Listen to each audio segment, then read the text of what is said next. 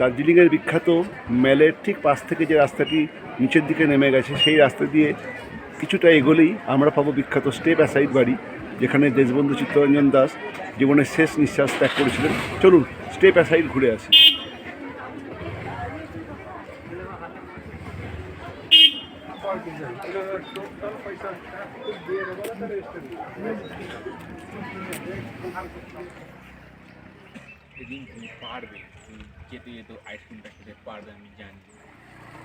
দাঁড়িয়ে আছি বিখ্যাত স্টেপ অ্যাসাইডের সামনে। স্টেপ অ্যাসাইড, এখানে দেশবন্ধু চিত্তরঞ্জন দাস তার জীবনের শেষ নিঃশ্বাস ত্যাগ করেছিলেন। সেই বিখ্যাত বাড়ি স্টেপ অ্যাসাইডের সামনে দাঁড়িয়ে আছি এবং এই বাড়িটিকে বর্তমানে দেশবন্ধু সংগ্রহশালা হিসেবে গড়ে তোলা হয়েছে। দেখতেই পাচ্ছেন দেশবন্ধু সংগ্রহশালা, কিন্তু বন্ধ রয়েছে কেন বুঝতে পারছি না। যাই হোক, আমি একটুখানি খোঁজ নিয়ে দেখি। আমি দেখতে এসেছি দেশবন্ধু সংগ্রহশালা। এখানে কি লেখা আছে দেখুন, here on the 16 June 1925 passed away Deshbandhu Chittaranjan Das, সেই বিখ্যাত স্টেপ অ্যাসাইড বাড়ি।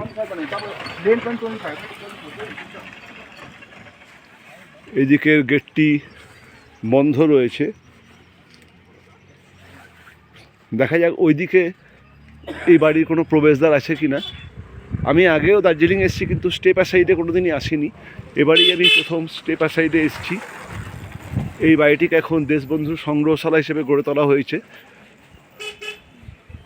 এবং ভেতরে দেশবন্ধুর জীবনের বিভিন্ন পর্যায়গুলিকে খুব সুন্দর করে ছবির মাধ্যমে ফুটিয়ে তোলা হয়েছে এবং দেশবন্ধুর বিভিন্ন দেশবন্ধু ব্যবহৃত বিভিন্ন জিনিসপত্র সেখানে রাখা রয়েছে। অবশেষে ভাগ্য সুপ্রসন্ন হলো।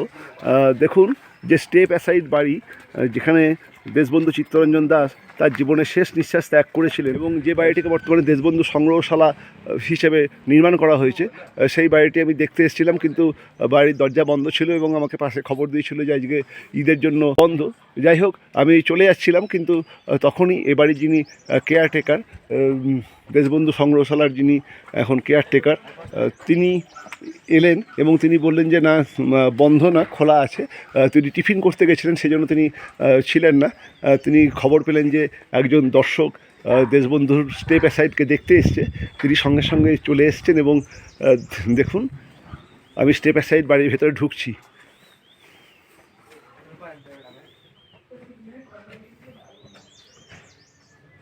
গভর্নমেন্ট অফ ওয়েস্ট বেঙ্গলের দেখতে পাচ্ছেন রিনোভেশন ওয়ার্ক হয়েছে।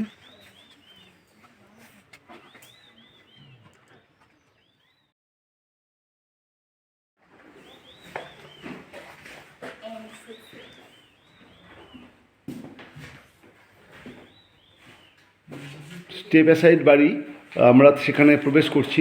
বলে রাখা ভালো যে স্টেপ অ্যাসাইডে প্রবেশ করতে গেলে আপনাকে 20 টাকা করে টিকিট কাটতে হবে এবং এখানে যেহেতু স্টুডেন্টরাই বেশি আসে, এই জন্য কোনো চাইল্ড বা বাচ্চার কোনো ছাড় নেই। প্রত্যেকের জন্যই, মানে অ্যাবাভ 5 ইয়ার্স প্রত্যেকের জন্যই আপনাকে টিকিট কাটতে হবে। আমরা 5 জন আছি এবং 5 20 100 টাকা আমাদেরকে এন্ট্রি ফি দিতে হলো। নিচেতে রয়েছে দেশবন্ধু ফটো গ্যালারি, যেখানে দেশবন্ধুর জীবনের বিভিন্ন পর্যায়ের বিভিন্ন ফটো বা চিত্র এখানে সাজানো রয়েছে। দেখুন ভগিনী নিবেদিতার ছবি এবং নেলি সেনগুপ্তর ছবি, অরবিন্দ ঘোষ এবং তার স্ত্রী মৃণালিনী দেবীর ছবি, এই সমস্ত দুষ্প্রাপ্য চিত্র এখানে সব রাখা রয়েছে। সরোজিনী ঘোষের ছবি এবং রয়েছে চিত্তরঞ্জন দাসের সেই বিখ্যাত ছবি, যিনি জেল থেকে ছাড়া পাওয়ার পরে 1922 সালে তার সেই বিখ্যাত ছবিটি। ডক্টর বিধানচন্দ্র রায়ের সঙ্গে ডক্টর রাজেন্দ্র প্রসাদের সঙ্গেও চিত্তরঞ্জনের ছবি রয়েছে। যতীন্দ্রমোহন সেনগুপ্ত, তার ছবি দেখুন। বিলাত থেকে ফিরবার পরে 1894 সালে চিত্তরঞ্জনের ছবি দেখুন এবং চিত্তরঞ্জন এবং তার স্ত্রী বাসন্তী দেবীর ছবি, অসাধারণ এই ছবি এবং খুবই দুষ্প্রাপ্য।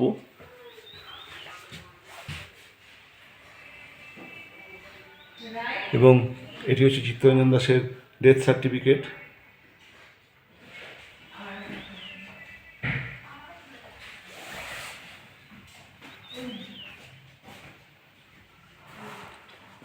এই স্টেপ অ্যাসাইড বাড়িতেই চিত্তরঞ্জন শেষ নিঃশ্বাস ত্যাগ করেছিলেন।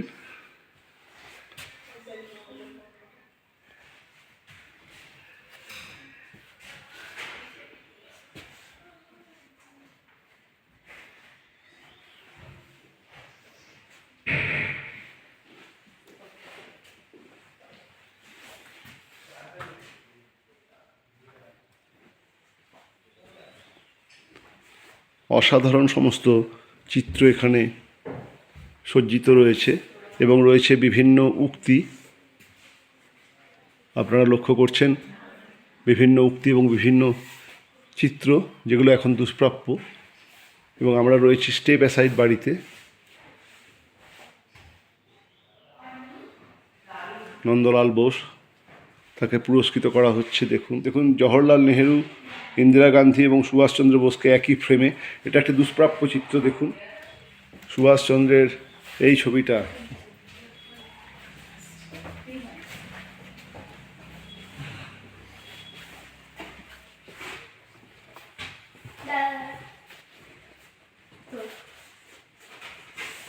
এই স্টেপ অ্যাসাইড বাড়িতেই সিআর দাস অর্থাৎ চিত্তরঞ্জন দাস, যিনি দেশবন্ধু বলে পরিচিত, তিনি জীবনের শেষ নিঃশ্বাস ত্যাগ করেছিলেন।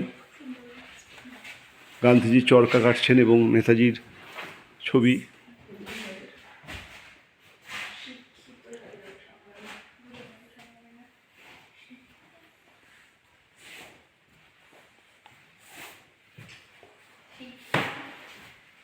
এটি চিত্তরঞ্জন দাসের শেষ ছবি, যার উপরে লেখা রয়েছে, এনেছিলে সাথে করে মৃত্যুহীন প্রাণ, মরণে তাহাই তুমি করি গেলে দান। রবীন্দ্রনাথের সেই বিখ্যাত কবিতা দেশবন্ধুর শেষ যে চিত্র তার উপরে অঙ্কিত রয়েছে। এটি বিধানচন্দ্র রায়ের ছবি।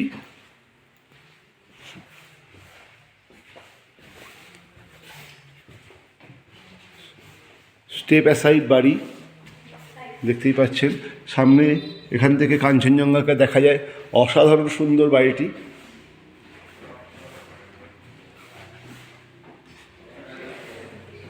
এই যে বাড়ি স্টেপ অ্যাসাইড, এটি চিত্তরঞ্জন দাসের এক বন্ধুর বাড়ি, যেখানে চিত্তরঞ্জন দাস তার জীবনের শেষ কয়েকটি দিন কাটিয়েছেন। দেখুন সেটি দেওয়াও আছে, Das had spend the last few weeks of his life in Darjeeling in a house called Step Aside which belong to a friend. সেই বিখ্যাত স্টেপ অ্যাসাইড বাড়িতে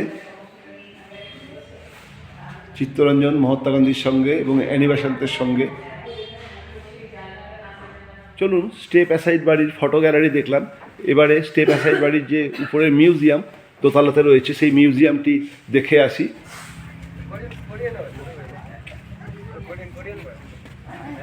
এটি স্টেপ অ্যাসাইড বাড়ির দেশবন্ধু মিউজিয়াম। আমি সেই দেশবন্ধু মিউজিয়ামে প্রবেশ করছি।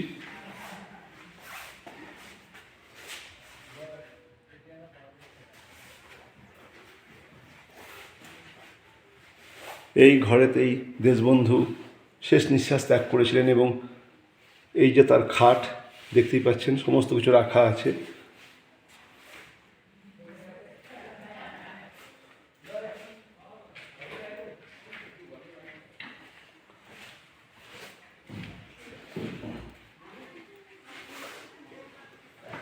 দেশবন্ধু চিত্তরঞ্জন এই ঘরেতেই শেষ নিঃশ্বাস ত্যাগ করেন এবং যে খাটের উপরে তার ছবিটি রাখা আছে, এই খাট এবং এই বিছানাতেই তিনি শয়ন করতেন।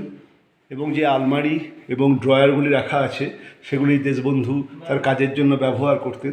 ভারতের পতাকা।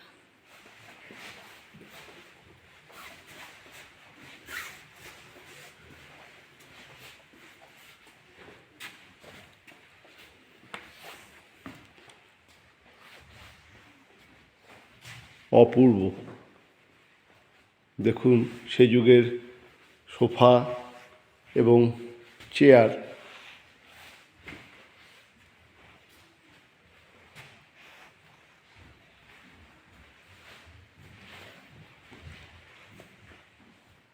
শিল্পীর তুলিতে স্টেপ অ্যাসাইড বাড়িটি।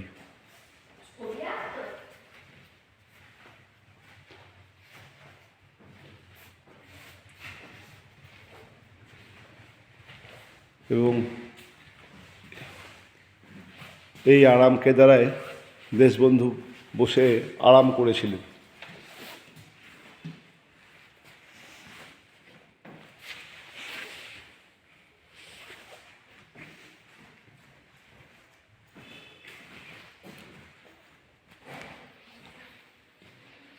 এবং সে যুগের রেডিও দেখুন।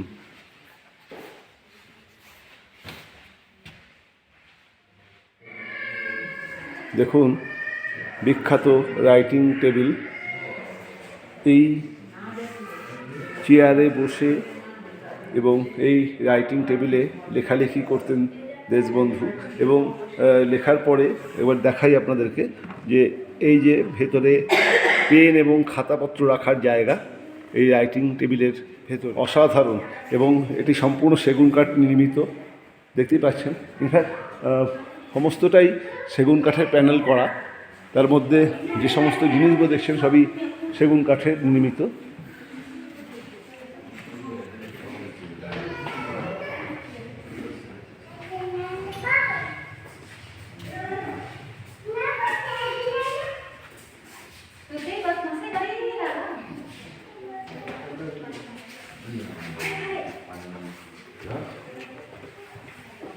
স্টেপ অ্যাসাইড এক অত্যন্ত বিখ্যাত বাড়ি। শুধুমাত্র দেশবন্ধু চিত্তরঞ্জন দাস এই বাড়িতে শেষ নিঃশ্বাস ত্যাগ করেছেন তাই না, দেশবন্ধুর ডাকে সাড়া দিয়ে মহাত্মা গান্ধী বেশ কিছুদিন এই স্টেপ অ্যাসাইডে এসেছিলেন, এবং এই ঘরটা ছিল মহাত্মা গান্ধীর থাকার ঘর।